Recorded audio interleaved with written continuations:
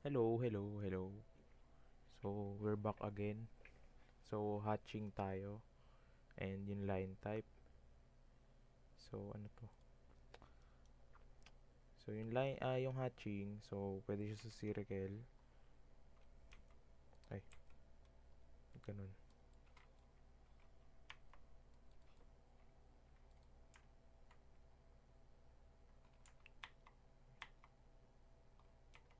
Ayun.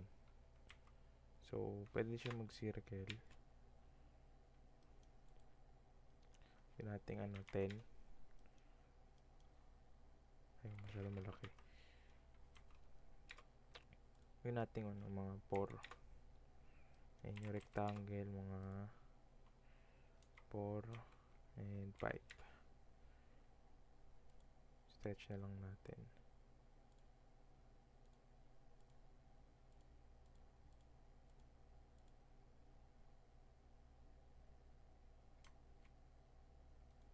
Yan. So, ang pag-hatch, so, type mo H. So, automatically lalabas yun sa panel. Ay, panel. Ribbon panel. Yes. And, meron dito, marami dito magpipilian. So, pwede tayo mag-GR linear. Yan. So, automatic yan, no? Paano ko ginawa yan? So, click H. Punta ka dito, i-click mo to. Then, hanapin mo yon kung ano gusto mo. Pwede ka rin mag-glass. Pwede ka rin mag-flex.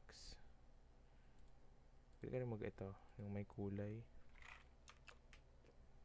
Then, next. Yung dito, which is hatch ulit. Type H. Then, lalabas yan. So, bricks tayo. So, pwede namang ito. So, bakit puti lang, no? So, sabihin masyado siyang malaki. I-adjust natin yan dito. Gawin natin 2. Ay, tama ba? 0.01 0.0001 ayaw. About 100 ayaw. So,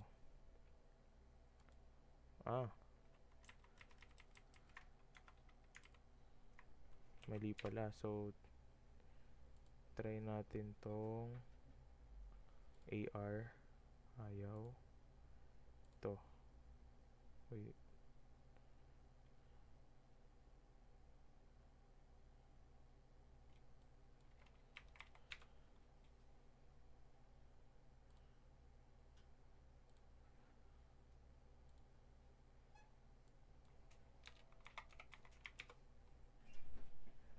Ayun. Masyado siyang malaki. No. Maliit pala. Ayun. There we go. So, ayun. So, kung gusto mo siyang babaan, edi, kung gusto mo siyang maramihin, babaan mo. Gusto mo lang siyang kontian, taasan mo. Yan. So, mas maganda, yung sakto lang. Sabihin natin, yan. Sakto. So, enter lang. So, ayan na. Ganun lang mga mag-hatching. Pwede ka rin gumawa ng, for example,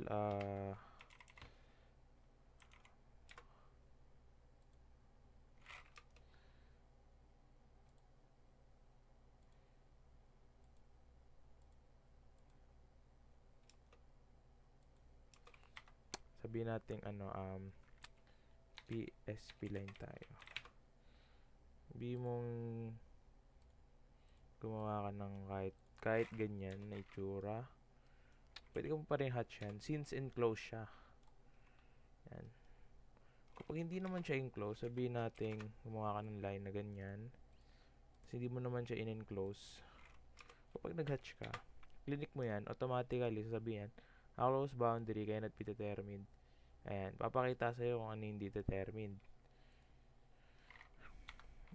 And then, ngayon, kahit gaano kakalapit yan, kahit ganyan kalapit yan, hanggat hindi yan close, hindi yan mag-hatch. So, kapag ngayon, i-connect mo na siya, pwede na mag-hatch yan. Diba? Automatic. So,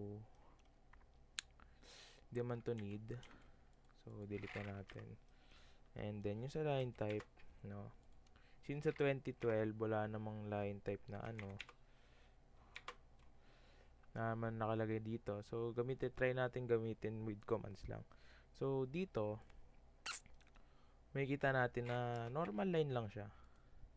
Diba? Napaka-normal lang niya. Ang pinagbago. So, kung gusto natin baguhin yan, gawin natin, sabihin natin dash line. So, pupunta ka ng LT, line type. Makikita mo, by block, by layer, by block, continuous. So, since tatlo lang nakikita mo dyan, pwede mo pong paramihin yan. Sabi, punta tayo sa load. Magla-load tayo. Then, maraming uri. May border, center, dash, dot, 0.5 times. So, punta tayo sa dash.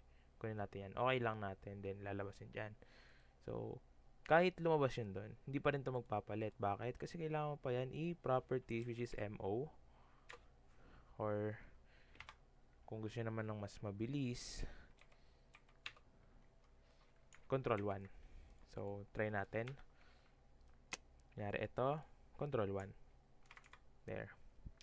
So, may kita natin dito, may line type, may line weight, transparency. Pero ang focus lang natin is yung line type, tsaka yung line type scale.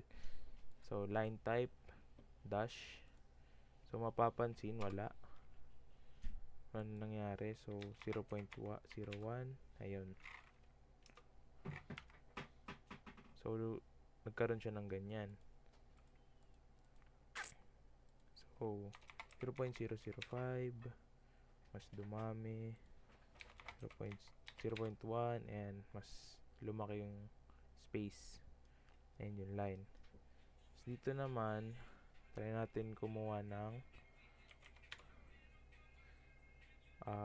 siguro ng kunyari center. So yan, so palitan natin. Ay, ito center. Yan, wala pa. So, yan ang 0.01. So, ayun. Ang daming center. Pwede mong paikliin yan. Magayon natin 0.1. Ayun. Isa na lang. So, ganun lang mag-adjust. Ngayon, kapag malaki yan, may ating ganyan kalaki. Pag ginawa ko tong center, ang 1 is makikita yan kung ang line mo ay over 100. So, tatandaan, ang scaling, ang 1 means 100. Okay? So, since ito, ang DLI nito ay 10, gumana siya sa 0.1, which is ayan, 0.1. So, that's it lang. Pakadaling intindihin. So, yun lang.